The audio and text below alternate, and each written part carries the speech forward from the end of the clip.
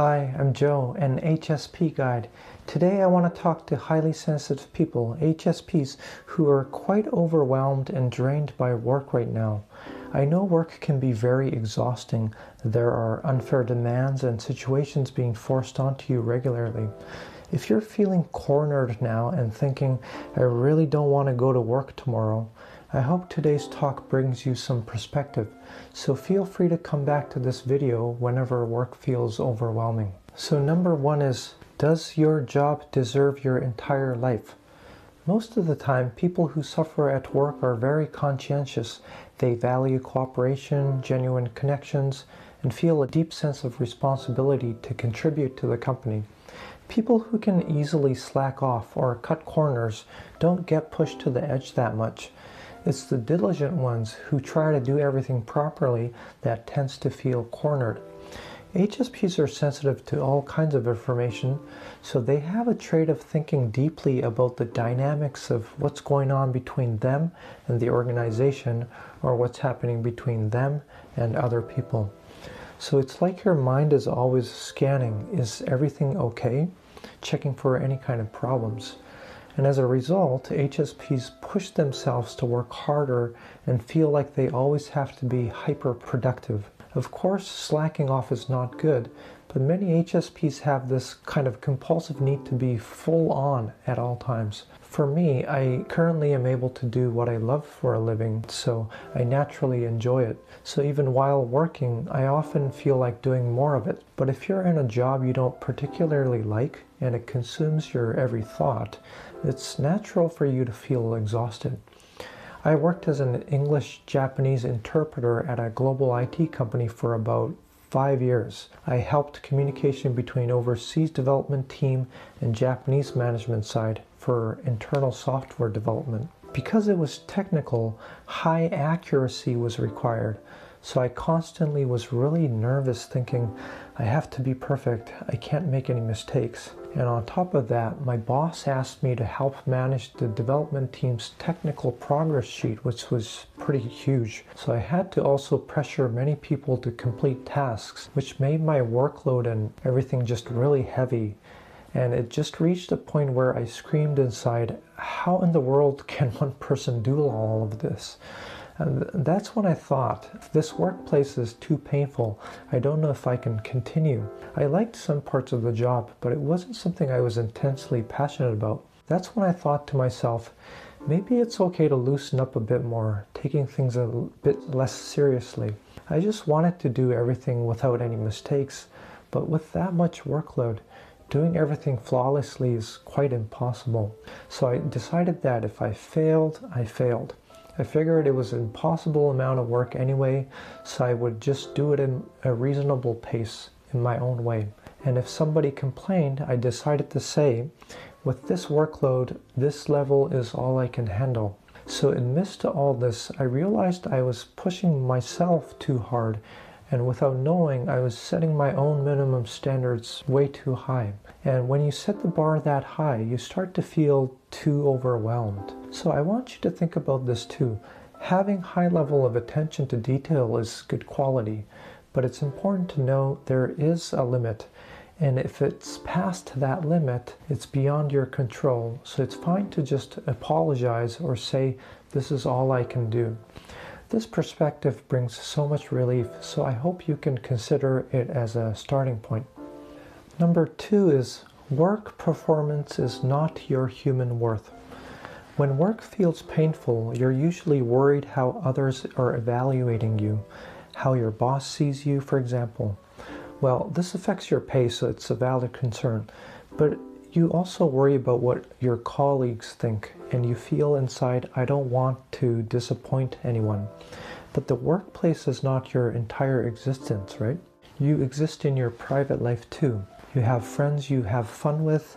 If you have a partner, you have value and a solid relationship there. If you have a good family relationship, that's certainly an asset too. In this situation, let's say your workplace evaluation is 5 out of 10. If the workplace only accounts for about 40% of your total worth, that score doesn't affect you that much. So it's important to know that creating your worth in various other places outside of work becomes the key.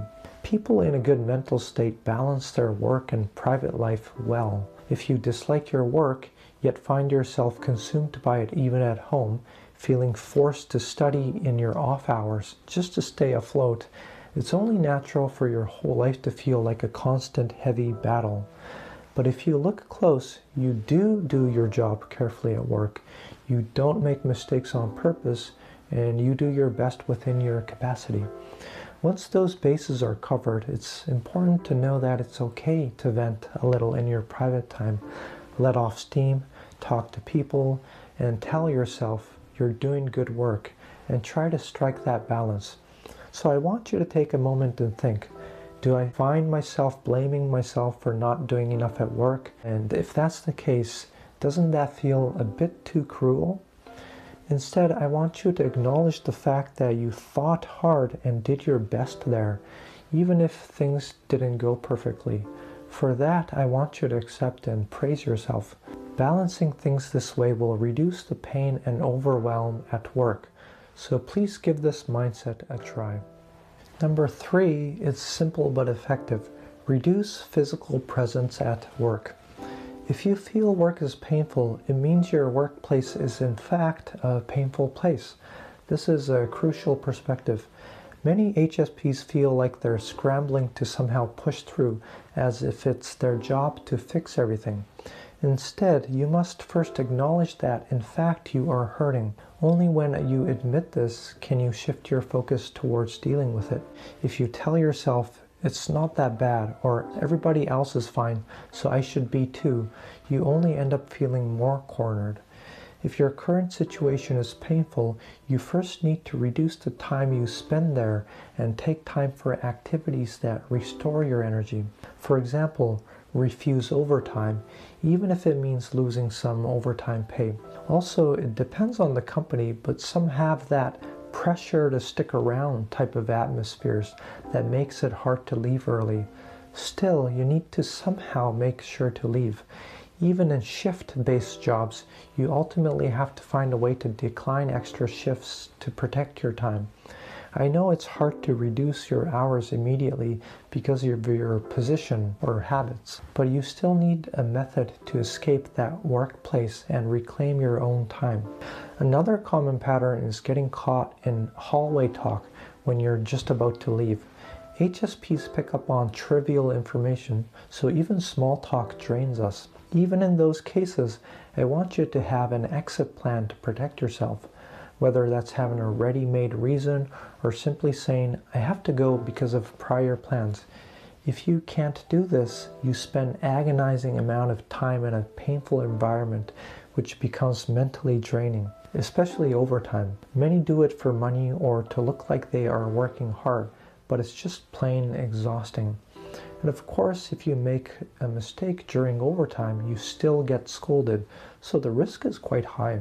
Forcing overtime when you're already exhausted will corner you even more, eventually making it impossible to continue that job. We're all human, so it's impossible to always perform at your best. So it's okay to take the stance of being honest with yourself and simply admit when you can't do something.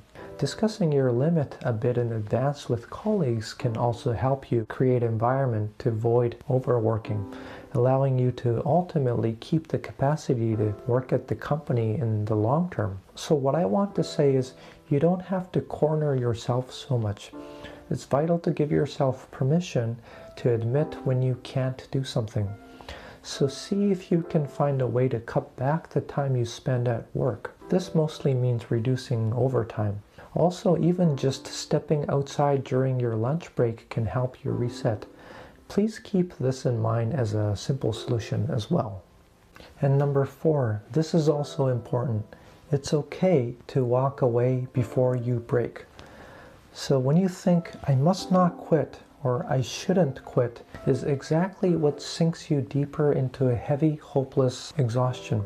Instead, if you can think, I can always quit this place if I have to, you feel much lighter, and that lightness actually allows you to keep going. People who are able to endure don't let their workplace become their whole world, Because they acknowledge they have other options or communities that welcome them, they can work with a lighter feeling. It also gives them the inner strength to speak their mind at work. Instead, if you believe, I must never quit, or this workplace is my everything, you gradually lose the sense of being able to escape. Having an exit is what gives you peace of mind.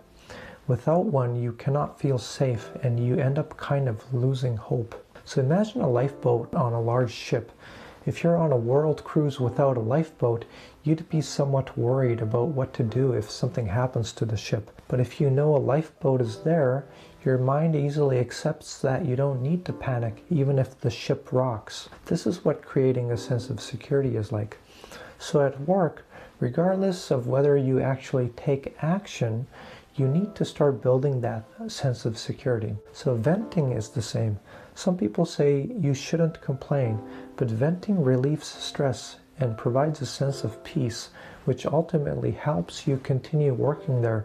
So it's fine to do it to achieve that goal. Just be careful not to overdo it, of course. If you look at things this way, simply having multiple paths open, whether you take them or not, will make you realize you feel psychologically safer. So I want you to hold on to the idea that if work gets too painful, it's okay to quit. Of course, changing jobs is hard, and depending on your age, finding the next one might be tough. But ultimately, your mental health and peace of mind comes before everything else. There are many jobs out there if you really wanted to find one. But if you push yourself until you burn out, you even lose the ability to choose your next path. So I hope you keep the option to walk away in the back of your mind so you can prevent yourself from feeling overwhelmed and cornered. Number 5 is you don't have to know it all. I often hear people say, I'm not competent, I can't do anything right, I'm just no good. I used to be like this a lot too, but I want you to remember this. Companies operate on the understanding that people start without knowing everything, so teaching you is part of the job. It's the responsibility of on-job trainers and manuals to train people to a certain level. We all have our limits. But if you have the will to learn, then it's just too heartbreaking to place all that blame on yourself. Why? Because there will always be others starting exactly where you are now. If a manual makes it hard to learn the job, then improving it is a responsibility of the company. So not knowing is natural. The real question is what you do from there. If people around you are blaming you at this stage, then they have some issues too. If everyone around you is too busy to teach, that's not your fault. It's a design flaw in the organization. The training part is not functioning properly. Besides, the watch and learn approach is quite rare these days as well. Some companies still do it, but active teaching is undeniably more efficient. So when you notice this kind of company aspect, you realize that the company has its own issues. So when there's something you can't do, or don't know, of course it's necessary to do your part and try to learn, but it's also important not to carry all the burden yourself. Because HSPs are highly sensitive, nervousness can cause the brain to freeze, and some people may struggle to perform at first, but this is separate from ability. You are just more cautious by nature, so things might take a bit more time initially. Once you understand the task and do the work, you'll find your confidence usually growing and things often get easier. So what matters is that you learn as you go, even if you can't do everything right now. Skills accumulate over time, so it's okay not to know everything today. Every person has a period where they didn't know anything. So viewing it in this way will help you reduce blaming yourself too much. So I hope you give this mindset a try. Number 6. Is it you, or is your workplace actually toxic? When you stay in a specific workplace for a long time, you lose sight of what other workplaces are like. That makes sense, because working for a company consumes most of your time, so information about other companies stop coming in. Unless you're actively exchanging info with friends, looking things up, or visiting other offices or interacting with different clients, you just won't notice. This is actually quite common. When that happens, you start thinking, this job is hard, but it's probably the same everywhere. People in their 20s are especially prone to this mindset because they have less social experience. But in reality, there are many jobs that are not as harsh. For example, in my 20s, I worked as an international conference coordinator, working from 7 a.m. to about 11 p.m., and that was the norm. I always thought, is every company this harsh? But after listening to other people, I learned that that wasn't the case. The pay wasn't great and everybody was just too tired, so employee relationships were bad. And then I moved to a global IT company as an interpreter. We had occasional overtime, but work usually finished on time around 5 p.m. Also, that IT company promoted work-life balance and my pay actually increased. So what happened is, even though my working hours dropped significantly compared to my coordinator days, my salary increased about 20%. So still, the job was busy, but the demands were manageable, so I was able to keep working there. So things really are different depending on the place. Overtime, corporate culture, intense pressure to be aggressive, or getting absolutely no training. So it's important to recognize how unhealthy a company environment can be. I heard from another HSP who was told to immediately contact people and solve technical problems right after joining the company before they even understand the project details or department dynamics. Isn't that just absurd? So you just joined and you don't know left from right. So of course you can't be expected to do anything yet. So when you pay attention to these things, you start to notice the dysfunction within your company. If you feel a sense of unease, I suggest you don't just ignore it. Look for the cause or see how other companies operate. When you can do this, you might find your current workplace might just be excessively harsh. So I hope you can have this broad perspective. Number 7 is stop investing your hope in the system. When you're feeling cornered and exhausted, you start wishing for your surroundings to save you. So when work gets really tough, you get stuck in a passive hope, waiting for the company to somehow change for you. Some people even hope a natural disaster will wipe out the company. In the past, I've actually experienced this thought myself, to be honest. But that's how painful it gets. You hope for people around you to change, for the work system to fix itself, or a sudden pay raise. But this is actually all just a form of regressiveness, waiting for someone else to fix your life. An organization is a collection of many different people, and the thing is, you cannot change others. A company is filled with those others which don't change that easily. Some people might create good manuals, but generally, base rules are hard to change as well. Once you see this, you'll realize that expecting the company to change will only drain you. You might hope your bonus or salary to go up, but they don't increase that easily. If you feel things don't add up, changing jobs or working for yourself is a quicker solution. When you're hurting at work, you naturally hope for things to change.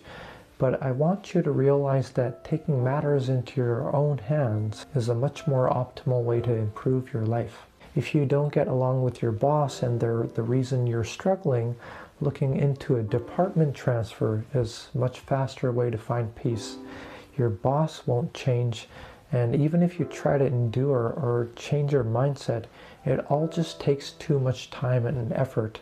Instead of life falling apart while you wait for all of this, taking action such as department transfer is much healthier. Looking at it this way, you'll notice you were expecting a bit much from the company, and that was causing your frustration and unease. Once you realize this, you can see what actions you need to take, and when you can take action, your anxiety and pain will significantly decrease. So I hope you can take a moment to stop and consider letting go of those expectations for the company.